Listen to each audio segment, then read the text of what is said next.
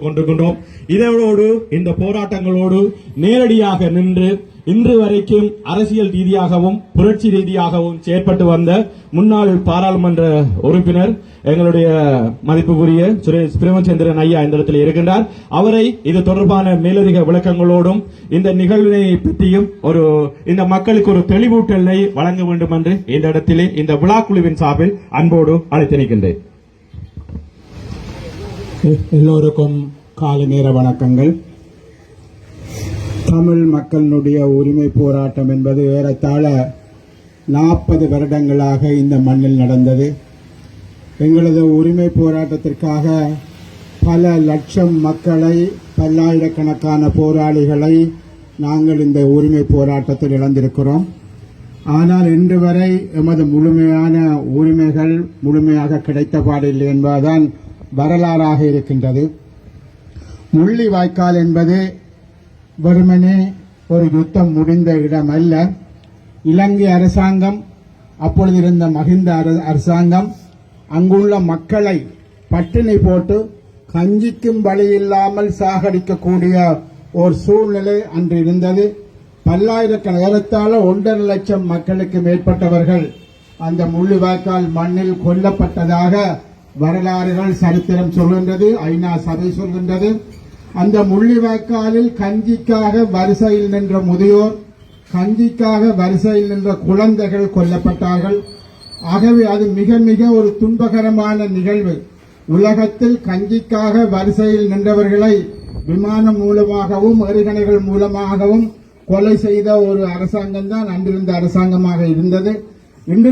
இன்றிருக்கக்கூடிய அரசாங்கம் ஒன்றும் அதுக்கு குறைந்த அரசாங்கம் என்பது அல்ல. அவர்களும் அன்றைய அந்த யுத்தத்துக்காக சிங்கள இளைஞர்களை திரட்டி யுத்த களத்துக்கு அனுப்பியவர்கள் தான் இன்றும் அரசாங்கத்தில் இருக்கக்கூடியவர்கள். எமது கஷ்டகாலம், துன்பகாலம் நாங்கள் அவற்றை உணராமல் அவர்கள் வந்தால் எல்லா விடயங்களையும் மாற்றி விடுவார்கள் என்ற ஒரு நம்பிக்கையில் உள்ளூராட்சி சபையிலும் சரி, பாராளுமன்றத்திலும் சரி, இந்த உரும்பிராய் மண்ணிலிருந்தும் கூட அரசு சார்பான பெயர் தெரிவு செய்யப்பட்டிருக்கிறார்கள். ஆனால் அவர்கள் இந்த மக்களுக்கு என்ன செய்தார்கள்? அவர்களது அரசாங்கம் இன்று அந்த மக்களுக்கு என்ன செய்து கொண்டு இருக்கிறது என்பது ஒரு பெரிய கேள்வியாக இருக்கிறது. ஏற்கனவே குறிப்பிட்டது போல யுத்தம் முடிந்து 17 வருஷங்கள் முடிந்துவிட்டது.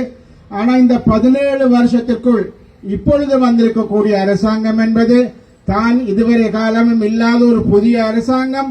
தமிழ் மக்களினுடைய அனைத்து பிரச்சனைகளையும் நாங்கள் தீர்ப்போம், அவர்களது காணிகளை நாங்கள் விடுவிப்போம், பயங்கரவாத தடைச்சட்டத்தை நீக்குவோம், சிறைச்சாலையில் 20-25 வருஷமாக இருக்கக்கூடிய இளைஞர்களை விடுதலை செய்வோம்.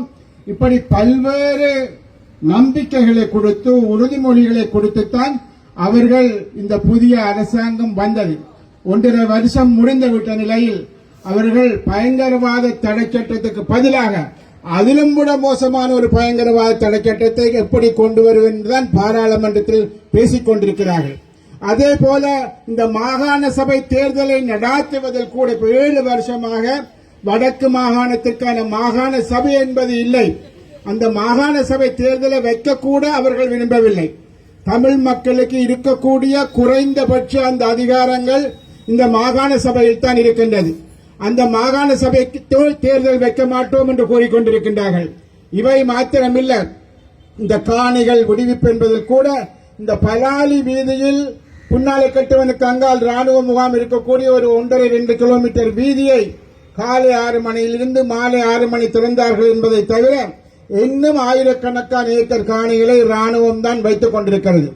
ஆகவே இந்த அரசாங்கம் வந்து 1.5 வருஷத்தில் கூட காணிகளையோ பூமிகளை விடுவிப்பதையோ அல்லது சிறைச்சாலையில் உள்ள எமது இளைஞர்களை விடுவிப்பதோ எந்த விதமான நடவடிக்கைகளும் இல்லை. ஆகவே மக்களாகிய நீங்கள் உணர்ந்து கொள்ள வேண்டும். இவர்கள் சிறைச்சாலைக்கு போனதும் சரி, காணிகளை ராணுவம் எடுத்ததும் சரி, எல்லாமே நாங்கள் எமது விடுதலைக்காக இன்னுயிரை கொடுத்து போராடியதை இன்று 17 வருஷம் கடந்த நிலையிலும் கூட இந்த பிரச்சனைகளை தீர்க்காமல் இந்த பிரச்சனைகளுக்கு மேலதிகமாக பிரச்சனைகளை உருவாக்கி கொண்டிருக்கக்கூடிய யாழ் மாவட்டத்தில் எத்தனை சிங்கள மக்கள் வாழ்கிறார்கள். ஆனா நீங்க யாழ்ப்பாணத்தில் பாத்தீங்கன்னு சொன்னா தையிட்டியில் புத்தவிகாரை, நாவற்குழியில் புத்தவிகாரை, யார் அங்கு கும்பிடுவது? எத்தனை சிங்கள மக்கள் இங்கு வாழ்கின்றார்கள். ஆகவே இவர்கள் என்ன யோசிக்கிறார்கள்? சிங்கள மக்கள் இல்லாவிட்டாலும் பௌத்தர்கள் இல்லாவிட்டாலும் அங்கு புத்த கோயில்களை கட்டி அந்த நிலங்களை ஆக்கிரமித்து அங்கு சிங்கள மக்களை குடியேற்றி தமிழ் மக்களை தமது சொந்த இடத்திலேயே சிறுபான்மையாக்கக்கூடிய ஒரு சூழலை இவர்களும் ஏற்படுத்திக் கொண்டிருக்கிறார்கள். இங்கு வந்தவுடன் என்ன பேசுவார்கள்? நாங்கள் இனவாதிகள் அல்ல, மதவாதிகள் அல்ல, உங்களை போல்தான் நாங்களும் கஷ்டப்பட்டவர்கள், துன்பப்பட்டவர்கள் என்று கூறுவார்கள். ஆனால் நடைமுறையில் என்ன நடைபெறுகிறது என்பதை நாங்கள் பார்க்க வேண்டும். ஆகவே இந்த முள்ளிவாய்க்கால் கஞ்சி நாங்கள் வார்ப்பது என்பது நாங்கள் எவ்வளவு தூரம் ஆளும் தரப்பால் சிங்கள தரப்பால் சுட்டு கொல்லப்பட்டோம், லட்சக்கணக்கில் எப்படி சாப்பாட்டுக்கு கஞ்சிக்கு வழி இல்லாமல் வரிசையில் நின்று கொல்லப்பட்டவர்கள் என்பதை அடுத்த தலைமுறை தெரிந்து கொள்ள வேண்டும். எவ்வாறான ஒரு கடினமான பாதைக்கால் தமிழ் மக்கள் தங்களது உரிமைகளை பெற்றுக்கொள்ள போராடினார்கள், தங்களது இன்னுயிரை கொடுத்தார்கள் என்பதை வருங்கால சமுதாயம் புரிந்து கொள்ள வேண்டும்.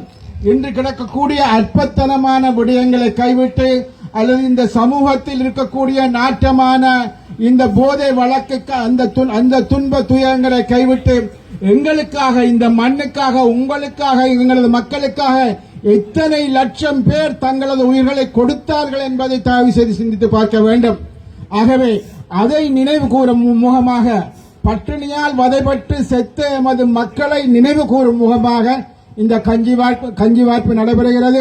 திரு கேசவன் அவர்கள் உரும்பிராய் மேற்கனுடைய அந்த பிரதேசத்தினுடைய கோப்பை பிரதேச சபையினுடைய உறுப்பினராக இருக்கின்றார். அவர் முன்னின்று இந்த இளைஞர்களை திரட்டி இந்த விஷயத்தை இங்கிருந்து முன்னின்று எடுத்துச் செல்கின்றார். அவருக்கு நாங்கள் நன்றி பாராட்ட கடமைப்பட்டிருக்கிறோம். அது மாத்திரமில்ல, அந்த பஞ்சம் பட்டினி எமது மக்களுக்கு வரக்கூடாது என்பதற்காக குறைந்தபட்சம் ஒரு 100 பேருக்காவது ஒரு சிறிய உதவித்தொகையை வழங்குவதற்கும் அவர் முன்வந்து அந்த செயற்பாடுகளையும் செய்கின்றோம். ஆகவே வந்திருக்கக்கூடிய எல்லாருக்கும் நன்றி கூறுவது மாத்திரமில்ல, அடுத்த தலைமுறைக்கு, உங்களது பிள்ளைகளுக்கு, உங்களது குழந்தைகளுக்கு இந்த விஷயங்களை சொல்லி சொல்லி நீங்கள் வளர்க்க வேண்டும். இந்த சமுதாயம் என்பது எவ்வளவு தூரம் தமிழ் மக்களுக்காக தமது இன்னுயிர்களை கொடுத்திருக்கிறது என்பதை உங்கள் குழந்தைகளுக்கு சொல்லிக் கொடுங்கள்.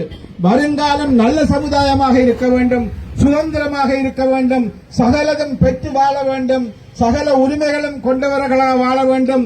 3000 ஆண்டு வரலாறு கொண்ட தமிழ் சமுதாயம் இன்னும் 3000 4000 ஆண்டு இந்த மண்ணில் நின்று நிலைக்க வேண்டும். அதனை நீங்கள் உங்களது குழந்தைகளுக்கு சொல்லி வளருங்கள் என்று கூறி விடைபெறுகிறேன். நன்றி.